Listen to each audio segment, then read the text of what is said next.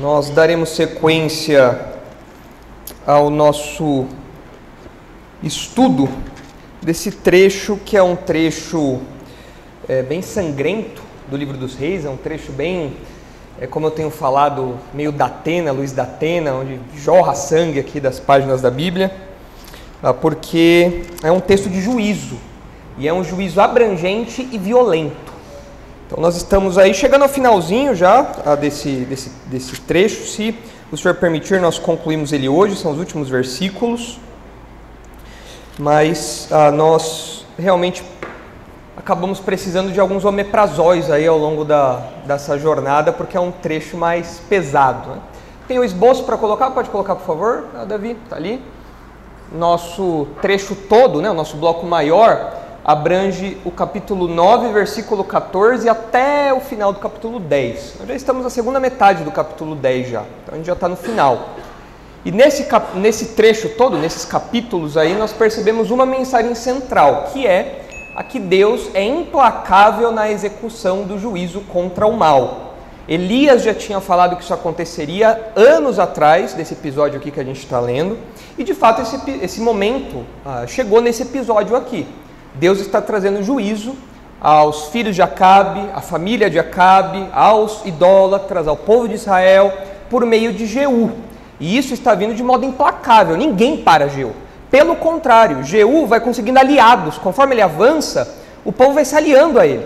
É impressionante, os comandantes se aliam a ele, os inconformistas se aliam a ele, as autoridades se aliam a ele, todo mundo vai se aliando a ele enquanto ele perpetua esse golpe, enquanto ele consolida esse golpe de Estado para ser o novo rei de Israel. E nós vemos aí nesse trecho todo que Jeú é um instrumento para trazer 5 alvos de juízo, para trazer juízo a 5 alvos. Então nós temos 5 alvos do juízo divino. Quem são esses alvos aí que são atingidos por Jeú? Você tem os reis ímpios, Jorão e Acasias, você tem a mulher ímpia, Jezabel, você tem a descendência ímpia, que são os parentes de Acabe e de Acasias, e hoje nós vamos ver esses 2 últimos aí, se o tempo nos permitir. Um juízo contra uma religião ímpia, os profetas de Baal, e o juízo contra uma nação ímpia, que é o próprio povo de Israel.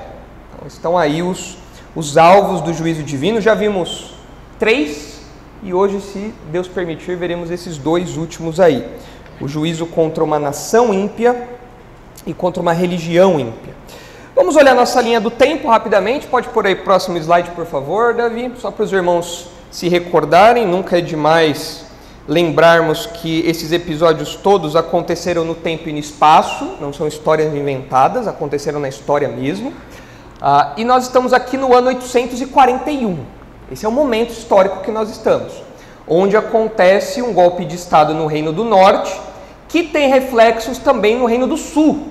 Então, como foi esse golpe de Estado aí? Pode passar para o próximo slide, por favor, Davi. Então, a nossa já conhecida árvore genealógica, Jeú dá um golpe de Estado aqui, mata Jorão para assumir o trono de Israel, só que o Acasias, que era sobrinho do Jorão, estava visitando o titio na hora errada, no lugar errado, fazendo o que era errado, se aliando com gente errada e acabou perdendo a cabeça também. E isso cria um vácuo de autoridade aqui no Reino do Sul. Judá fica sem rei. Não por acaso, na sequência da história, vocês veem aí na Bíblia de vocês, no capítulo 11 de 2 Reis, que uma certa pessoa tenta assumir o trono de Judá. Quem é? Está aqui na nossa árvore genealógica. Quem é que tenta assumir o trono de Judá? Atalia. Ela fala, quer saber de uma coisa? Meu marido já bateu as botas, meu filho bateu as botas, eu vou dar um jeito de pegar esse trono aqui para mim agora. Então ela tenta usurpar o trono aqui de Judá, e nós entramos em um outro período aí de animosidades, de conflitos ali também, um período tenso. De agora em diante a tensão só aumenta. O livro dos reis já está caminhando para a última etapa, para o último trecho da sua narrativa. É onde a coisa começa a degringolar acentuadamente, muito rápido, veloz a coisa. E esse vácuo todo de poder aqui, criado por Jeú, cria caos, tanto no Reino do Sul como no Reino do Norte. Mas ele assume o lugar de Jorão, mata os descendentes de Acabe, mata inclusive parentes de Acasias, que talvez fossem aparentados, certamente eram aparentados aí em algum grau de Acabe, e poderiam pedir o trono para si. Então Jeú faz a limpa lá, dá um jeito em todos eles. Mas agora, nós chegamos em um outro momento desse golpe de Estado. Nós chegamos no momento em que há um juízo contra os adoradores de Baal. Porque os irmãos devem lembrar que a adoração a Baal alcançou níveis inimagináveis com Acabe e Jezabel. E agora Jeú vai dar cabo disso. Jeú vai resolver esse problema aí. Vamos ver o que acontece aí então no capítulo 10, segundo Reis, capítulo 10. Pode voltar para o esboço, por favor, Davi. A gente vai entrar agora ali no quarto ponto. Segundo Reis, capítulo 10, a partir do versículo 18. Mas vamos ler a partir do 15, que, como eu mencionei na semana passada para os irmãos, é uma transição. O autor introduz para nós um personagem importante aqui, que inclusive é elogiado no futuro por Jeremias, a gente já estudou sobre ele, que é Jonadab. E essa introdução de Jonadab serve de dobradiça para esse juízo contra os profetas de Baal. Então olha aí, segundo Reis 10, 15. Tendo partido dali, encontrou a Jonadab, filho de Recabe, que vinha ao encontro. Jeú saudou e lhe perguntou: tens tu sincero coração para comigo, como o meu é para contigo? Respondeu Jonadab: tenho. Então, se tens, dá-me a mão. Jonadab deu-lhe a mão e Jeú fê-lo subir consigo ao carro. E lhe disse: vem comigo e verás o meu zelo para com o Senhor. E assim Jeú levou no seu carro. Tendo Jeú chegado a Samaria, feriu todos os que ali ficaram de Acabe até destruí-los, segundo a palavra que o Senhor dissera a Elias. Vocês devem lembrar que o Jonadab era um inconformista. Ele era uma pessoa, o clã dele, o grupo dele, a família dele, eram pessoas que não concordavam com o caminho para onde Israel estava indo. E eles viviam de modo separado, eles eram inconformistas, essa é a nomenclatura que é aplicada a eles. E vendo o golpe de Estado de Jeú, o Jonadab fala: legal isso daí, tô dentro, porque eu também não concordo com essa religião de Baal, não concordo com os caminhos que a monarquia de Israel tem tomado, acho que está tudo errado, vou apoiar Jeú. Então ele sobe na carruagem com o Jeú, e isso é uma declaração pública de aliança. O Jeú está falando: olha quem está ao meu lado, é o Jonadab. E o Jonadab vocês conhecem, o cara é ponta firme. Então é uma aliança política que vai ser usada para fins de juízo aqui no trecho que a gente vai entrar, porque o Jonadab vai ajudar a executar esse juízo contra os profetas de Baal. E agora nós chegamos então no versículo 18. Então veja como é esse juízo aí. Versículo 18 diz assim: ajuntou Jeú a todo o povo e lhe disse: Acabe serviu pouco a Baal, Jeú, porém, muito o servirá. Pelo que chamai-me agora todos os profetas de Baal, todos os seus servidores e todos os seus sacerdotes. Não falte nenhum, porque tenho grande sacrifício a oferecer a Baal. Todo aquele que faltar não viverá. Você lê esse texto até aqui e fala: ué, o que o Jeú está tentando fazer aqui? Mas deve você ver, ele está sendo esperto, ele está montando o quê?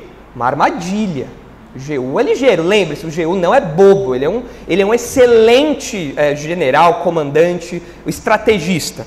E o texto explica isso para nós. Porém, Jeú fazia isto com astúcia, para destruir os servidores de Baal. Disse mais Jeú: consagrai uma assembleia solene a Baal, e a proclamaram. Também Jeú enviou mensageiros por todo Israel. Vieram todos os adoradores de Baal, e nenhum homem deles ficou que não viesse. Entraram na casa de Baal, que se encheu de uma extremidade à outra. Vamos parar aqui. Onde isso tudo está acontecendo? Em Samaria. Se os irmãos olharem em 1 Reis 16, os irmãos verão que Acabe construiu um templo para Baal em Samaria. Como eu disse, Acabe fez com que o baalismo, com que a adoração a Baal atingisse níveis estratosféricos, níveis assim nunca antes vistos na história de Israel. Tanto pela influência de Jezabel. Mas em 1 Reis 16 nós vemos a descrição desse templo, desse santuário que foi construído e do que Acabe fez para promover essa idolatria generalizada. Olha aí, 1 Reis 16, versículo 30, diz assim: fez Acabe, filho de Onri, o que era mal perante o Senhor, mais do que todos os que foram antes dele. Como se fora coisa de somenos andar ele nos pecados de Jeroboão, filho de Nebate, tomou por mulher a Jezabel, filha de Etbaal, rei dos Sidônios, e foi e serviu a Baal e o adorou. Levantou um altar a Baal na casa de Baal que edificara em Samaria. Também fez Acabe um poste ídolo, de maneira que cometeu mais abominações para irritar ao Senhor, Deus de Israel, do que todos os reis de Israel que foram antes dele. Então ele adorou Baal e, não contente em adorar Baal, ele erigiu santuários, os postes ídolos, colunas que eram adoradas. Ele promoveu a idolatria a Baal em níveis absurdos. Tanto que o autor diz, nunca na história de Israel isso aconteceu. Nesse nível isso nunca aconteceu. Ele fez isso mais do que todos os outros que vieram antes dele. Isso faz com que Acabe tenha se tornado até um padrão de idólatra. Se vocês olharem 2 Reis agora, lá na frente, no capítulo 21, olha só o que é dito sobre Manassés, rei de Judá. Acabe era rei do norte. Mas quando querem falar de idólatras no sul, eles olham para Acabe. Acabe se tornou o padrão de rei idólatra. Olha só, 2 Reis 21, 1. Tinha Manassés 12 anos de idade quando começou a reinar, e reinou 55 anos em Jerusalém. Sua mãe chamava-se Efzibá. Fez ele o que era mal perante o Senhor, segundo as abominações dos gentios, que o Senhor expulsara de suas possessões de diante dos filhos de Israel, pois tornou a edificar os altos que Ezequias seu pai havia destruído, e levantou altares a Baal, e fez um poste ídolo, como o que fizera Acabe, rei de Israel, e se prostrou diante de todo o exército dos céus e o serviu. Quando o autor quer lembrar de um rei pagão que induziu o povo à idolatria, ele lembrou de quem? Acabe. Esse cara está seguindo o mesmo, está fazendo igualzinho a Acabe. Acabe adorou Baal, e esse camarada está adorando Baal também. Então ele vira um padrão, ele se torna a referência de baalismo, de adoração a Baal. E em Samaria ele construiu um templo para isso. Então é nesse templo que nós estamos aqui. Samaria, capital do Reino do Norte, nós estamos nesse templo aqui, capital. É um lugar importante, é um lugar central na adoração do Reino do Norte. E Jeú prepara essa armadilha. Jeú chama todo mundo, todos os adoradores, manda um convite solene para todo mundo, porque ele quer fazer uma reunião. Ele, como novo rei, ele quer fazer uma assembleia solene. Era comum que quando um rei assumisse um trono, ele reafirmasse o seu compromisso com os deuses. Então, os povos que tinham deuses pagãos, ídolos, quando o novo rei assumia, ele tinha que prestar continência para o reino, para o Deus, né? Ó, Baal, estou presente aqui, viu? Pode contar comigo, sou fiel. E eles prometiam ser mais zelosos do que os seus antecessores, igualzinho Jeú faz aqui. No comecinho do versículo do nosso trecho, no versículo 18, Jeú fala, Acabe serviu pouco. Você fala, como assim, Jeú? Acabe serviu pouco? Acabe foi o maior idólatra que tinha, mas ele fala, não, Acabe é fichinha perto do que eu vou fazer. Os adoradores de Baal abriram o sorriso de orelha a orelha, porque nessa reafirmação de compromisso, era muito comum que os reis novos fizessem melhorias no santuário, fizessem investimentos ali. Sabe aquela promessa de campanha? Eles prometiam alguma coisinha, falaram, vamos pintar aqui o templo, está meio caído, meio batido, o santuário precisa de uma repaginação, os adoradores precisam de roupa nova, vamos dar um upgrade aí em todo mundo. Então, eles faziam isso, os adoradores de Baal, é claro, apoiavam o novo rei. E não só os adoradores de Baal, mas a população, os sacerdotes, todo mundo, as autoridades apoiavam o novo rei. Então, aparentemente, isso não era estranho, era comum isso acontecer. Então, o que o Jeú está fazendo aqui é usar de um expediente comum para passar uma armadilha despercebida. É quase que um cavalo de Troia às avessas aqui, né? Ele está levando todo mundo para lá sem ninguém perceber, né? Porque ele está fazendo uma coisa que era comum aqui. E talvez esse evento funcionasse como uma espécie de entronização. Porque quando o rei se submetia à divindade, se submetia a Baal, ele estava pedindo as bênçãos para o seu reinado, estava reconhecendo a autoridade de Baal. Então pode ser que essa assembleia solene aqui que Jeú está convocando, seja uma espécie de entronização. E faltar num evento desse seria péssimo, né? Um sacerdote de Baal faltar numa entronização que reconhece Baal como autoridade suprema seria uma grande ofensa. Então todo mundo tem que ir. Mas eu tenho um compromisso. Cancela. O rei Jeú está mandando. Tem que ir para lá, não tem jeito. Ele vai ser entronizado ali. Ele está reconhecendo a autoridade de Baal, nosso Deus. A gente não pode faltar. Pode ser que seja uma entronização. A gente talvez não tenha muitas referências assim disso, né? Dessa convocação solene e tudo mais, porque na nossa realidade nacional, na nossa política, o rei, o governante, é desassociado da figura religiosa, ele não tem poder sobre a igreja. Mas aqui, nos tempos antigos, o rei e a religião andavam juntos, o rei era um representante direto ali do próprio Deus. E existem outras nações ainda hoje que têm essas cerimônias de entronização que envolve um lado religioso também, uma autoridade religiosa. Eu trouxe até uma imagem aí, os irmãos devem ter visto isso recentemente. Pode colocar, por favor, Davi? A coroação do rei Charles. Quando o rei Charles assumiu o trono, rei Charles III, né, quando ele assume o trono, quando ele é coroado nessa cerimônia toda que teve, em determinado momento, os irmãos devem se lembrar aí, quem assistiu, quem viu fotos e tal, que ele recebe vários apetrechos lá, né, toda uma fantasia, aquela coisa lá e tal, mas essa cerimônia solene, existe também o reconhecimento dele como autoridade, não só política, mas também como autoridade sobre a igreja da Inglaterra. Ele é o dono da igreja da Inglaterra, ele manda e desmanda na igreja da Inglaterra, ele é o representante supremo da igreja da Inglaterra. Tanto que uma das joias aí que são dadas, das joias reais e tudo mais, é esse globinho aí, esse orbe. É a minha joia preferida aí desse orbe. Ela não tem tanto diamante quanto os outros, mas eu gosto dela, porque representa o que esse orbe? O mundo cristão. Tanto que é um globo que tem uma cruz.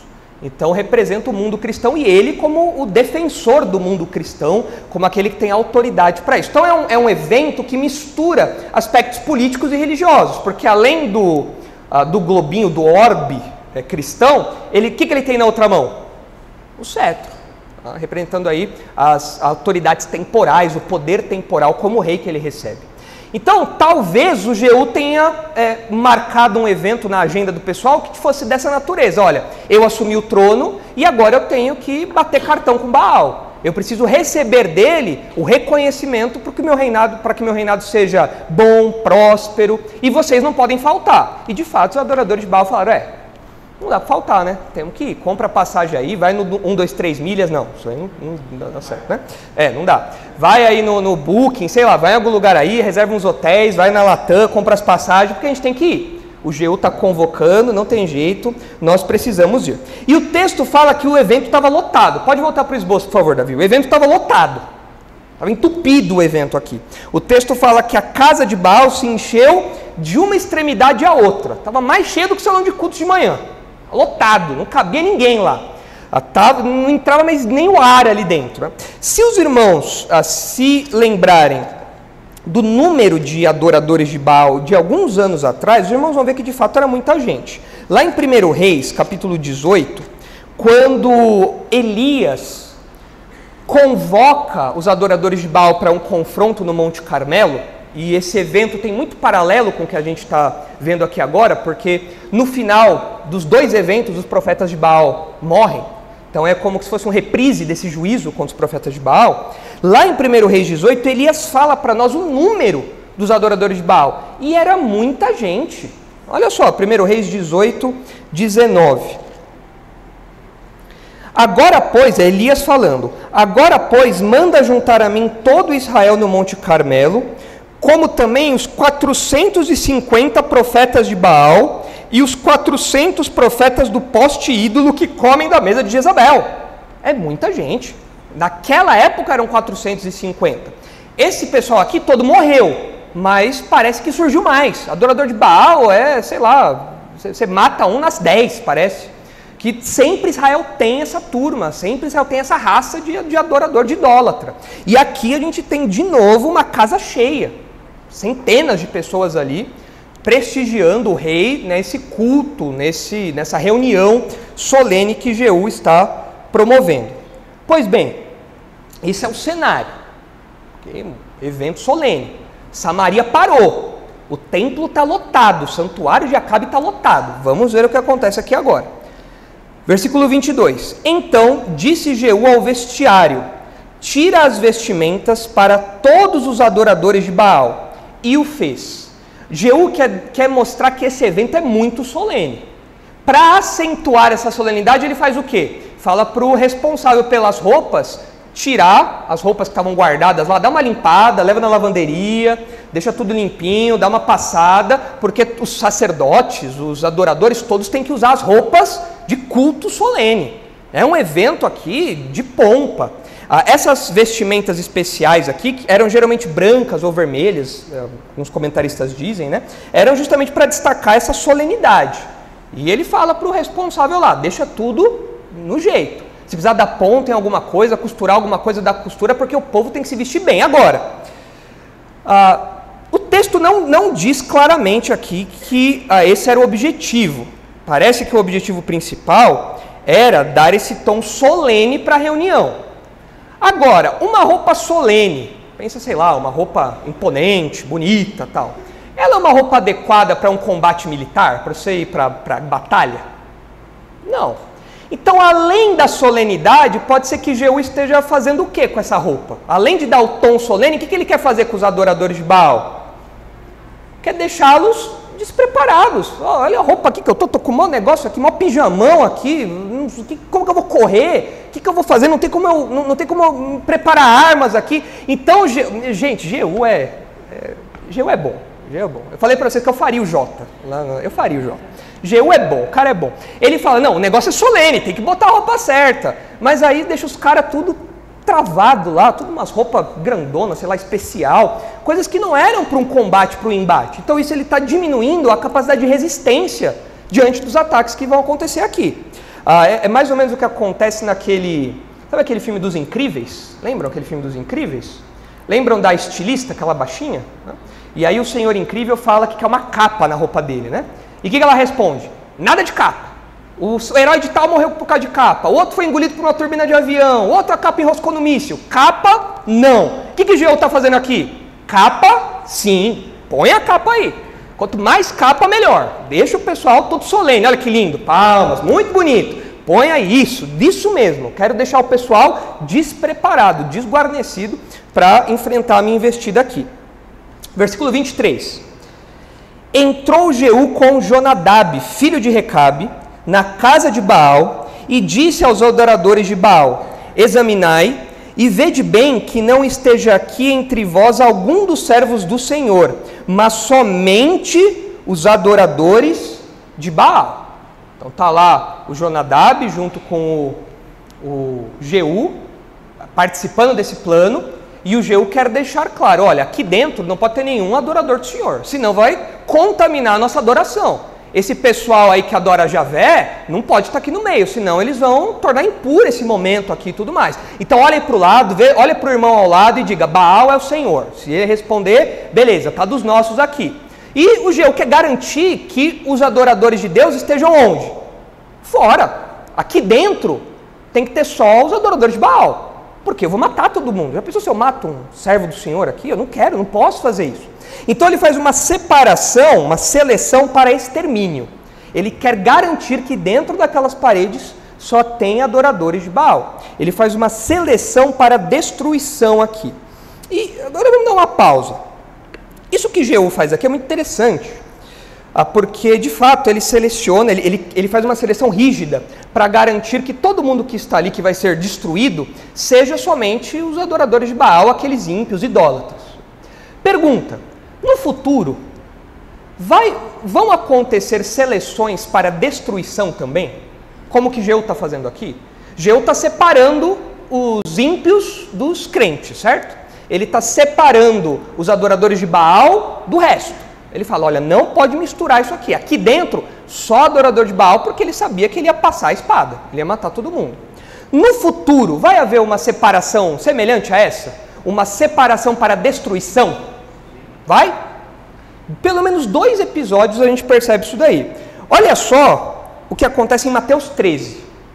E aí não é Jeú que vai fazer essa separação, mas os anjos. Olha só em Mateus 13. Outra parábola lhes propôs, dizendo, o reino dos céus é semelhante a um homem que semeou boa semente no seu campo. Mas enquanto os homens dormiam, veio o inimigo dele, semeou o joio no meio do trigo e retirou-se. E quando a erva cresceu e produziu fruto, apareceu também o joio. Então, vindo os servos do dono da casa, lhe disseram, Senhor, não semeaste boa semente no teu campo? De onde vem, pois, o joio? Ele, porém, lhes respondeu, o inimigo fez isso. Mas os servos lhe perguntaram, queres que vamos e arranquemos o joio? Não, replicou ele, para que, ao separar o joio, não arranqueis também com ele o trigo. Deixai-os crescer juntos até a colheita. E no tempo da colheita direi aos ceifeiros: ajuntai primeiro o joio, atai-o em feixes para ser queimado, mas o trigo recolhei-o no meu celeiro. Jesus está contando aqui uma parábola sobre dois itens muito semelhantes, dois elementos muito semelhantes, o joio e o trigo.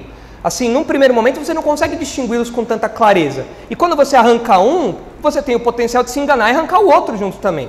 Então Jesus fala, na história, na parábola, né, que o dono ali fala: não, espera até o momento da ceifa, da colheita. Não faz nada agora. E aí Jesus explica essa parábola mais para frente. Olha só aí o versículo 36. Agora é a separação. Olha só. Então, despedindo as multidões, foi Jesus para casa. E chegando-se a ele, os seus discípulos lhe disseram: explica-nos a parábola do joio, do campo. E ele respondeu: o que semeia a boa semente é o filho do homem. O campo é o mundo. A boa semente são os filhos do reino. O joio são os filhos do maligno. O inimigo que o semeou é o diabo.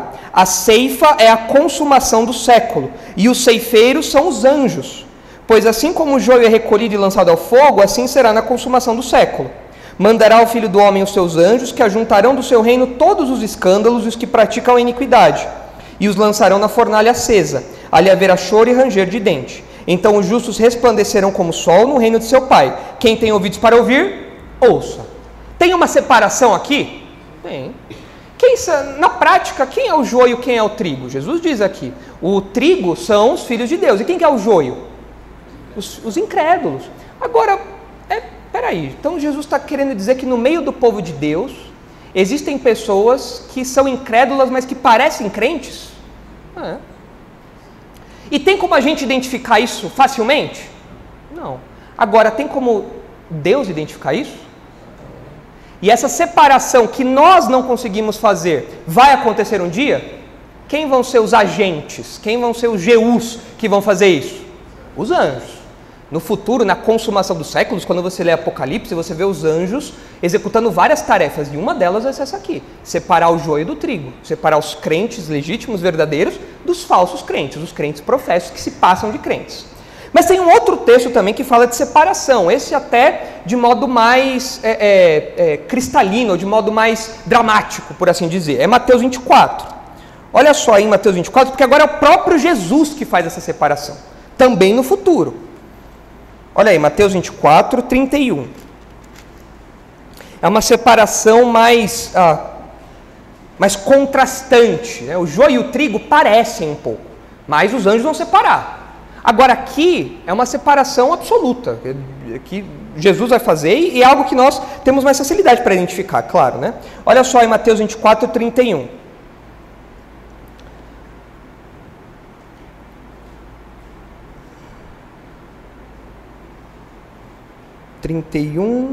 Isso, 31, tá certo. Olha só, quando Jesus voltar, né?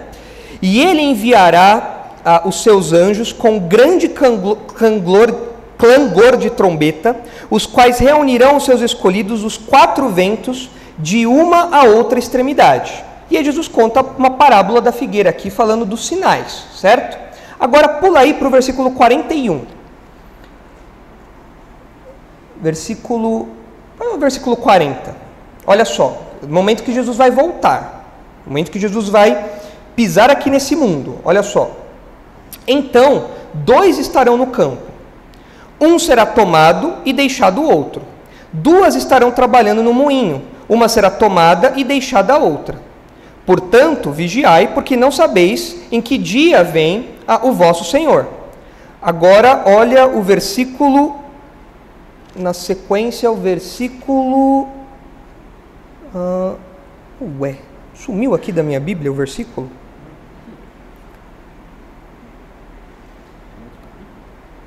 Será que é o 25? Eu posso ter marcado errado. Isso, é o 25. Aqui, pronto, é isso mesmo. Então, aqui no 24, fala desse momento aí que Jesus volta. Quando fala de um ser tomado e outro tirado, a gente... comumente pensa no arrebatamento, mas não é arrebatamento, aqui é ser tomado para juízo. Jesus está separando os ímpios dos crentes. Agora olha o 25, isso, é o 25, versículo 31, agora sim. Quando vier o Filho do Homem na sua majestade, todos os anjos com ele, então se sentará no trono da sua glória.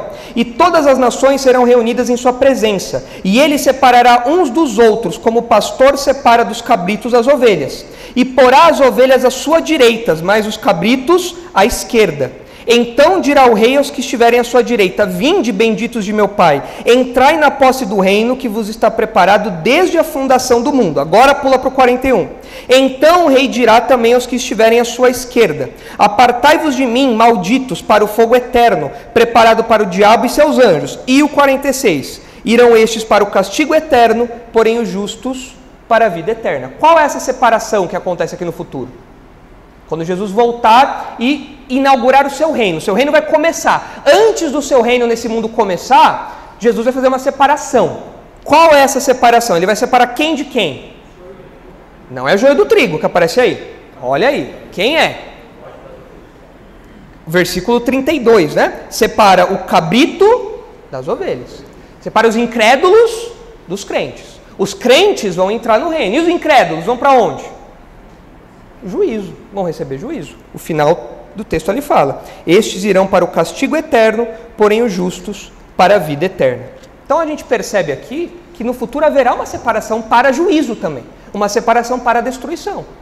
Todos que estiverem selecionados como incrédulos naqueles dias vão ser condenados, e os justos vão entrar no reino. Então essa seleção que Jeú faz aqui é uma seleção que vai se repetir no futuro. E o próprio Jesus vai executar isso quando ele voltar para instituir o seu reino. A gente vê isso em Mateus 24 e Mateus 25, quando fala do retorno de Jesus. Os anjos também vão atuar nisso. Enfim, é um momento de separação para juízo. Isso vai acontecer. Agora volte aí para o texto. Vamos ver essa seleção de Jeú. A gente não está lá no futuro ainda, na escatologia. Só um parênteses que a gente abriu, para lembrar de que esse tipo de coisa vai acontecer de novo. E Jesus, o próprio Jesus vai fazer isso. Mas vamos ver o que Jeú vai fazer. Versículo 24. E entrando eles a oferecerem sacrifícios e holocaustos, Jeú preparou da parte de fora 80 homens e disse-lhes: se escapar alguns dos homens que eu entregar em vossas mãos, a vida daquele que o deixar escapar responderá pela vida dele. Então Jeú está falando: ó, é o seguinte, se eu souber que algum de vocês deixou esse pessoal escapar, seja por incompetência, por qualquer coisa, vocês são responsáveis por ele. Isso era comum naqueles dias. Quando um soldado ficava responsável por um prisioneiro, por alguém que estava sendo condenado, se algo acontecesse de fuga, algo dessa natureza, o próprio soldado se tornava responsável. A vida dele era dada no lugar daquele soldado, daquele prisioneiro que estava condenado. E Jeú dá essa palavra de ordem aqui. 25. Sucedeu que, acabado o oferecimento do holocausto, pergunta: por que será que Jeú esperou acabar tudo? Jeú não podia ter botado todo mundo para dentro, ó, tá todo mundo aí, tá, tranca a porta e passa a espada. Por que será? O texto não fala, não dá detalhes. Mas por que será que Jeú esperou acabar tudo? Por quê? Pensa aí, por que será que Jeú aguardou acabar o oferecimento do holocausto? Por quê? Ele podia ter acabado com isso antes, né? Por que ele fez isso agora, só depois? Porque os profetas, os sacerdotes estariam cansados. Estão lá com aqueles abadá todo lá, com aquelas roupas lá, cansados, e o Jeú vai entrar, vai ser passar faca quente na manteiga, vai derreter o negócio. Porque vocês devem se lembrar, lá no episódio de Elias, lá em 1 Reis 18, como que era a adoração a Baal? Como que os sacerdotes, os adoradores de Baal, tentaram invocar Baal? Como? Eles ficavam pulando, se cortando, ficavam lá fazendo as macaquices lá e tudo mais, e se machucando. Então o culto a Baal era um culto cansativo, não é? Imagina, você ficar pulando lá horas e horas, se cortando, aquela coisa toda. Então o Jeú, sabendo disso, falou: vou deixar o povo bem cansado. Isso, um grande holocausto, isso. Traz mais, pode trazer mais bezerros, traz mais aí, isso. Continua adorando, isso daí. O povo lá suado, lá dentro do templo. Não tinha ar-condicionado naquele dia, né? Então lá na Palestina o povo suado, cansado lá. E o Jeú não deixava parar de entrar o holocausto lá. Pode fazer, isso aí, vai fazendo. Então o texto não diz, mas eu acho que o Jeú teve uma estratégia nisso aí também. Jeú quer fazer com que o trabalho seja fácil. Até eu matava os caras de Baal aí, desse jeito. Fazia um peteleco, o cara caía. Mas Jeú quer garantir 100% de eficácia nessa investida. Então parece que esse pode ser um motivo válido, possível, para que o holocausto tenha acontecido inteiro e depois o Jeú tenha feito o que fez. Então, sucedeu que, acabado o oferecimento do holocausto, ordenou Jeú aos da sua guarda e aos capitães: entrai, feri-os, que nenhum escape. Feriram-nos a fio de espada, e os guarda e os capitães os lançaram fora, e penetraram no mais interior da casa de Baal. E tiraram as colunas que estavam na casa de Baal e as queimaram. Também quebraram a própria coluna de Baal. Quando o texto fala aqui da própria coluna de Baal, essa coluna representava a própria presença de Baal ali. Era o ídolo mor ali, o artefato mor do templo. E eles quebraram isso, mostrando que a coisa foi completa. Destruíram tudo. E derribaram a casa de Baal e a transformaram em latrinas até ao dia de hoje. Meu, o povo, o Jeú é implacável. Você dá uma tarefa para o Jeú não sabe brincar. Ô Jeú, tem que acabar com os problemas, tem que acabar com os problemas. Mas Jeú, não pega tão pesado não, tá? Não, eu não tenho nível leve. É para derrubar, vou derrubar tudo, detonar tudo. E vou transformar em esgoto, ainda por cima. Isso daqui que o texto fala até os dias de hoje, é quando o livro foi escrito, quando o livro do Livro dos Reis foi apresentado em sua edição final. O Livro dos Reis é fruto de vários materiais que foram sendo agrupados, mas tem um editor que juntou tudo isso. A tradição fala que foi Jeremias. Jeremias é um bom candidato, porque Jeremias viveu nesse período aí de transição, aí o começo do cativeiro e tudo mais. Então ele pode ter sido o autor. Isso coloca o livro mais ou menos em 550, bastante tempo depois. Davi, põe a nossa linha do tempo aí. Então a gente está aqui em 841, mas provavelmente a versão final do Livro dos Reis veio aqui, 550. 300 anos depois, né, praticamente, bastante tempo depois. Ou seja, 300 anos depois, o santuário de Baal ainda era esgoto. E com isso o autor quer dizer o quê? Que essa destruição foi total e definitiva. Nunca mais voltou a ser como era. Nunca mais.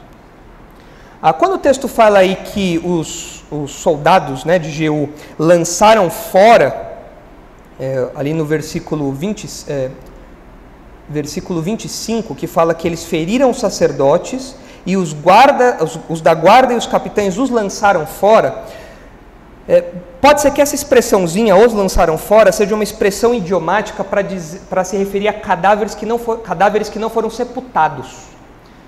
Isso, naqueles dias, era uma vergonha, era uma humilhação tremenda. Você não ser enterrado era algo terrível. E aqui parece que os soldados de Jeú pegaram os corpos dos adoradores de Baal e só jogaram para fora. Eles não sepultaram, não tiveram nenhum evento fúnebre, nada disso. Para mostrar a vergonha, a humilhação que eles passaram. Vocês devem lembrar que teve uma pessoa que agora há pouco na nossa história também não foi enterrada. Quem foi? A Jezabel. A Jezabel também não foi enterrada. Isso era uma vergonha, uma expressão de juízo. O juízo é tão grave, é tão grande, que nem velório a mulher teve. E os profetas de Baal aqui, os adoradores de Baal, a mesma coisa, era uma coisa vergonhosa. E quando Jeú mata esses sacerdotes, ele acaba contaminando aquele lugar, e por deixar os cadáveres ali, contamina mais ainda. Aquele lugar nunca mais poderia ser usado para nada de adoração, porque está condenado aquilo. Aquele lugar se torna marcado, se torna impuro cerimonialmente. E o texto fala para nós, mostrando aí essa vergonha extrema, que Jeú transformou o templo de Baal numa latrina pública, um esgoto, onde o pessoal jogava lixo, jogava esterco, onde o pessoal jogava tudo ali, virou um lixão, virou um negócio assim, sujo, podre, só de sujeira, de imundícia, enfim. Isso é o maior insulto possível a Baal, porque Baal era o deus da fertilidade. E agora o templo dele virou um lugar de sujeira, de morte. É um insulto completo, absoluto o que acontece aqui. E aí o versículo 28 diz, uma notinha aí final: assim Jeú exterminou de Israel a Baal. Que extermínio, hein? Jeú não tem meia força, não.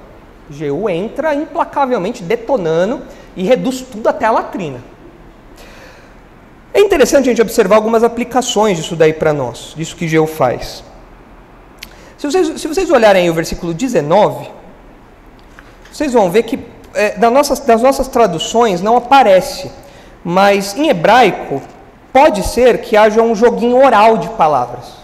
Palavras que têm pronúncia muito parecida, estruturas muito parecidas, escritas muito parecidas, e que fazem um joguinho, transmitem uma mensagem implícita, por assim dizer, né?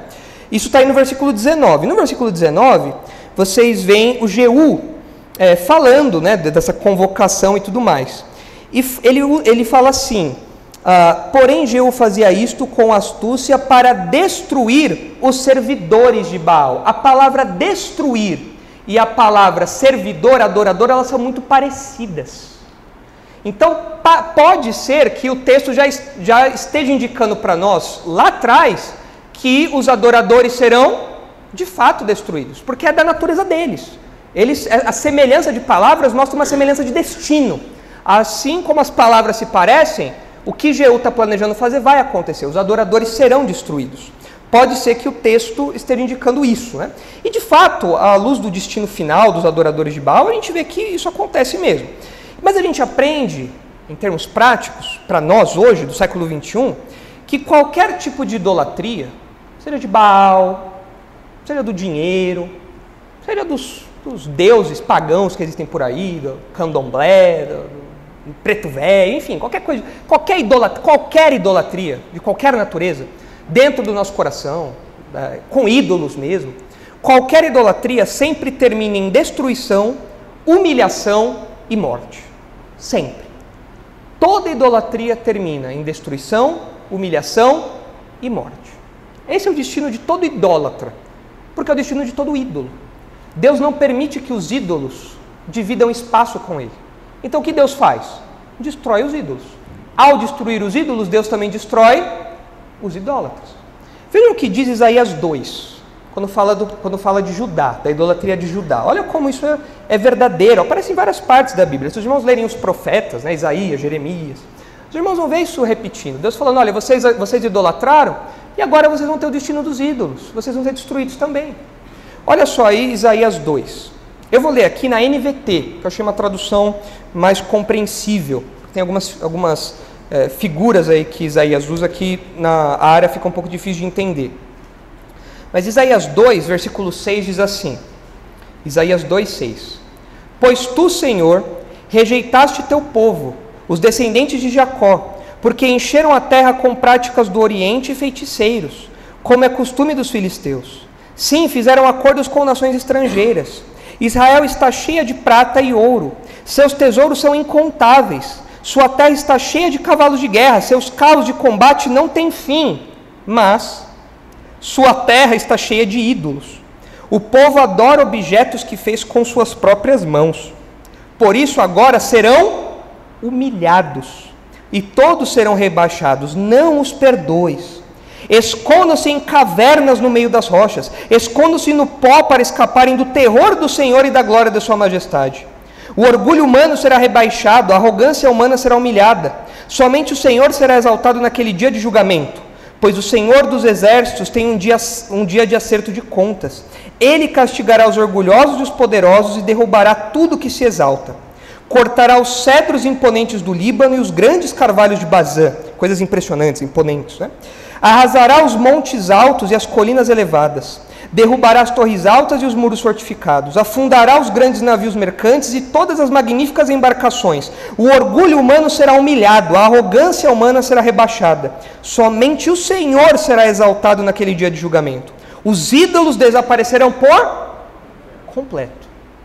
É uma destruição absoluta. Tudo da sociedade ímpia, idólatra vai ser destruído. E os ídolos, evidentemente, vão junto. 19. Quando o Senhor se levantar para sacudir a terra, seus inimigos rastejarão por dentro de buracos no chão. Em cavernas no meio das rochas se esconderão do terror do Senhor e da glória de sua majestade. A gente leu na semana passada um texto que nos lembra disso daqui. Em que momento que as pessoas vão se esconder nas cavernas? Da ira do Cordeiro. Lembra? Lá em Apocalipse, no meio da tribulação toda, a pessoa fala, por favor, nos esconda da ira do Cordeiro. É o dia do Senhor aqui. É quando isso vai acontecer. E olha aí o versículo 20. Naquele dia abandonarão os ídolos de ouro e prata que eles próprios fizeram para adorar. Deixarão seus deuses para roedores e morcegos, enquanto rastejam para dentro de cavernas e se escondem entre as rochas dos desfiladeiros. Tentarão escapar do terror do Senhor e da glória de sua majestade quando ele se levantar para sacudir a terra. Não ponham sua confiança em simples mortais. São frágeis como um sopro. Que valor eles têm? Então, os ídolos serviram para quê aqui? Nada. E diante do juízo severo de Deus, os ídolos serão destruídos, vão ser largados e os idólatras vão ter que correr para se esconder. E não vão ter como se esconder, porque o juízo de Deus é implacável. Não dá para fugir.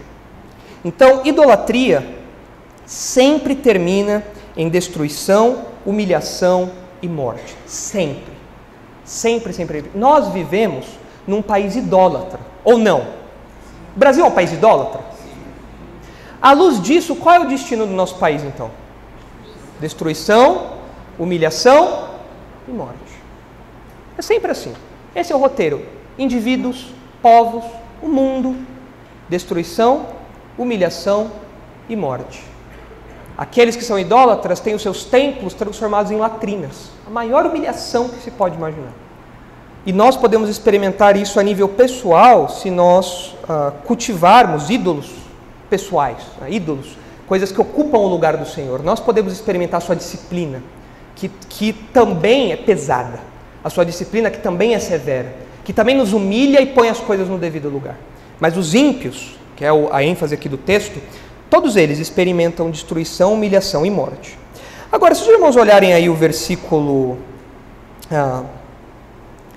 cadê aqui? O versículo 25, finalzinho, fala para nós que os soldados, os capitães de Jeú entraram onde no templo? Onde o texto fala aí que eles entraram?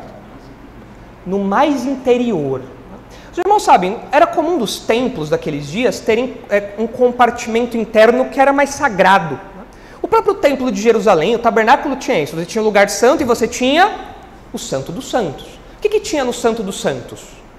A Arca da Aliança, a presença do próprio Deus ali, né, de modo especial, que só o sumo sacerdote podia entrar ali uma vez por ano e tudo mais. E parece que isso era comum nos outros templos também. Os outros templos, santuários pagãos, também tinham um lugar santíssimo, um lugar ali reservado, que era o lugar mais sagrado que tinha. Era um lugar, talvez, onde a presença daquela divindade se fazia de modo mais imponente, de modo mais presente. Era o lugar mais sagrado, era a morada privada da divindade.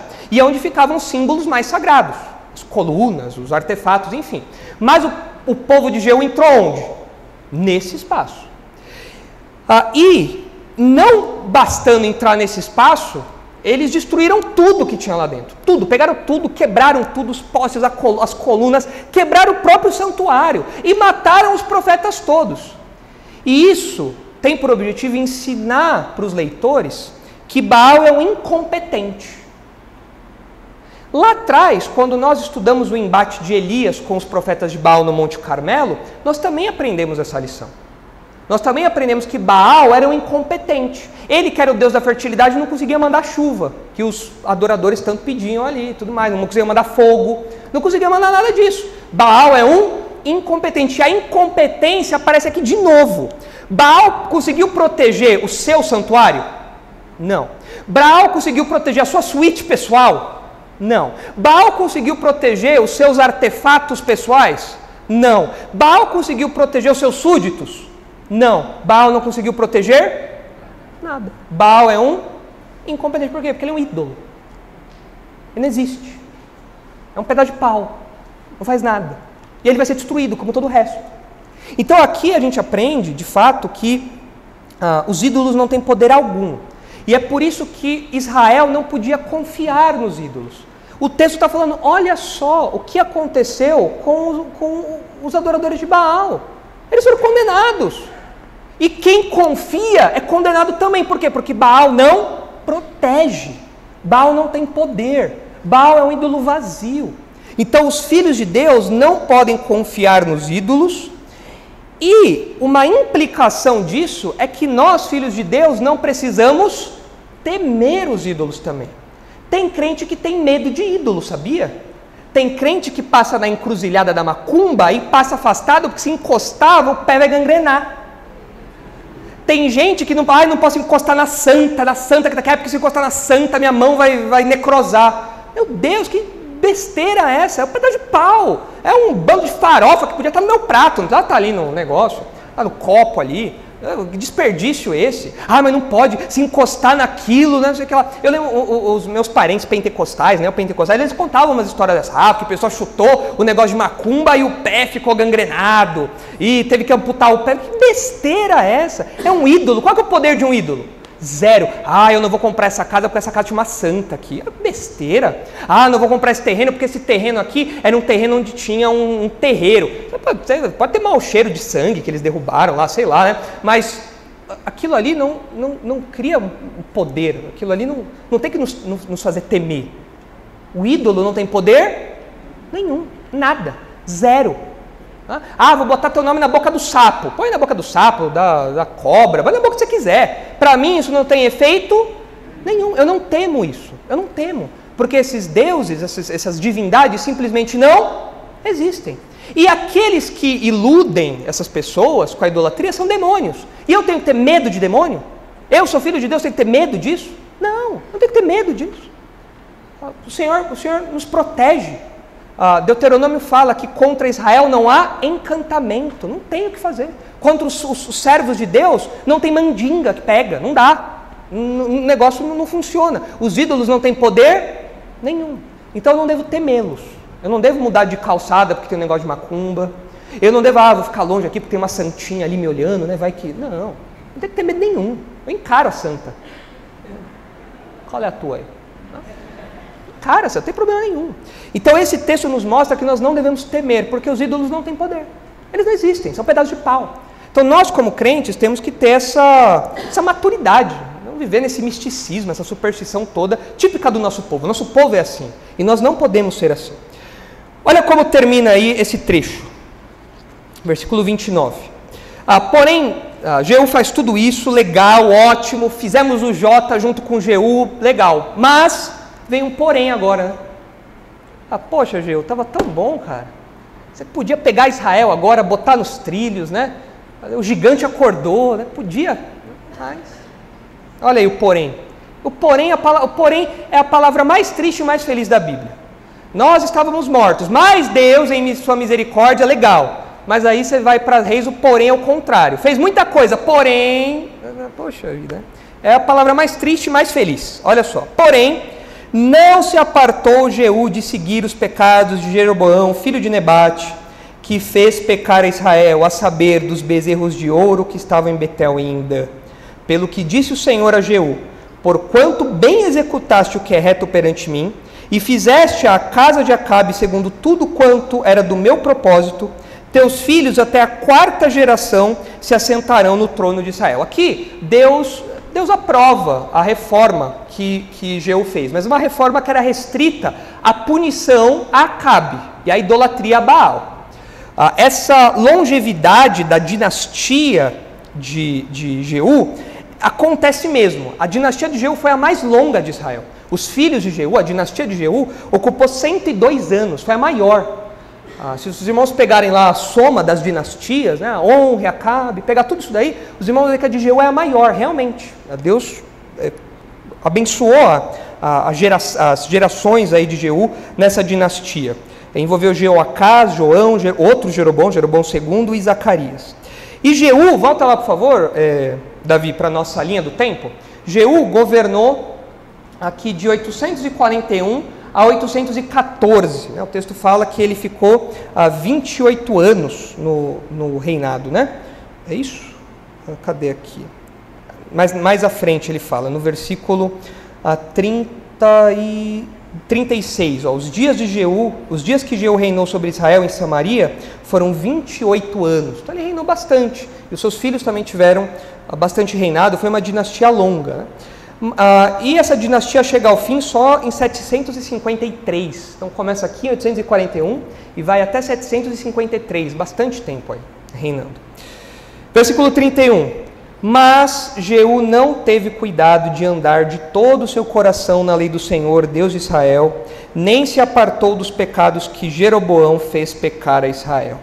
O que aconteceu então? Jeú estava indo bem, ele não falou que ele era zeloso pelo Senhor? A gente percebe aqui que o zelo de Jeú era para expulsar a religião estrangeira, não era para trazer a verdade, não era para trazer o culto ao Senhor, era para expulsar o que Baal trouxe, o que Acabe trouxe, que foi Baal. Mas ele não tinha um compromisso pessoal com a religião verdadeira. Isso ele mostra aqui para nós que ele não tem, ele não tinha isso. Ele faz o quê? Ele tira os excessos, os estrangeirismos, e deixa a religião como era antes em Israel, pagã. Só que o paganismo de Jeroboão, não o paganismo de Acabe. Ele trocou 6 por meia dúzia. Tirou uma idolatria pesada para uma idolatria menos pesada, mas continuou sendo idolatria, do mesmo jeito.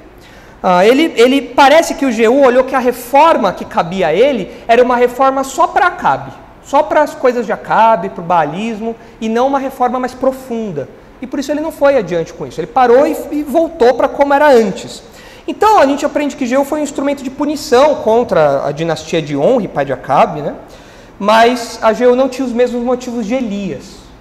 Elias, quando promoveu as suas reformas, ele era fiel a Deus. Ele queria o culto fiel a Deus, mas o Jeú não queria isso. O Jeú queria fazer só aquela tarefa ali de matar a família de Acabe e tirar uma religião estrangeira. Mas ele queria voltar ao que era antes. Ele tinha pouca força moral pessoal. Então aqui Israel volta ao ponto antes de Acabe e Jezabel, mas não volta para o Senhor. Não volta para Deus. Ele retrocede um pouquinho na sua história religiosa, mas ainda está longe do ideal. E o que a gente aprende por fim com isso, né? A gente tem que tomar cuidado para não se comprometer prematuramente. O Jonadab é elogiado por Deus lá em Jeremias. A gente estudou isso semana passada. O Jonadab apoiou Jeú? Apoiou. Mas será que o Jonadab ficou feliz com o que Jeú fez depois?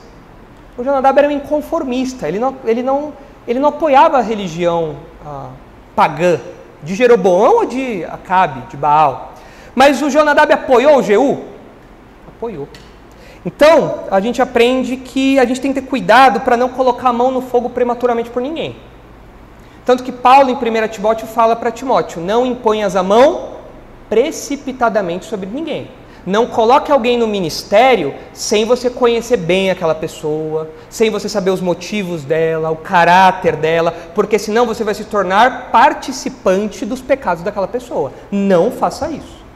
Jonadab apoiou Jeú, mas o Jeú deu mancada. O Jeú não era íntegro em seus intentos. Ele não era íntegro no seu compromisso. O Jeú acabou sendo precipitado. E nós, como crentes, a gente tem que lembrar que as nossas alianças pessoais têm que ser muito cuidadosas. Eu vejo muito crente falando assim, porque tal pessoa é de direita, então eu vou lá apoiar e tudo mais. Opa. Ser de direita não significa ser cristão. Ser de direita não significa ter nascido de novo. Ser conservador não significa ter um novo coração. Ser conservador não significa ter Jesus como Salvador. São coisas distintas. É claro que muitas coisas acabam sendo semelhantes, mas são coisas distintas. Cuidado. Não seja um Jonadab que põe a mão no fogo pelo Jeú. Você vai poder se queimar também. Você às vezes vai no embalo e fala, não, porque aquela pessoa conservadora e tudo mais, quando você vai ver, o cara está lá diante de Maria, adorando Maria, ela fala, opa, peraí, esse cara, apesar de ser conservador e termos alguns valores em comum, ele não é meu irmão. Eu não vou apoiá-lo. Então nós temos que ter cuidado com isso, para não entrarmos em alianças que concordam conosco em algumas partes, mas não no que é essencial para nós. O que é essencial para nós? É o zelo pelo Senhor, é o Evangelho, isso é essencial. É a pessoa crer que Jesus é o Salvador, é a pessoa crer que Jesus veio ao mundo, morreu pelos nossos pecados para nos salvar, nos dá a vida eterna, Ele é o nosso Salvador e Senhor, isso para nós é central. Quando uma pessoa fala isso, eu pego na mão dela e nós vamos juntos.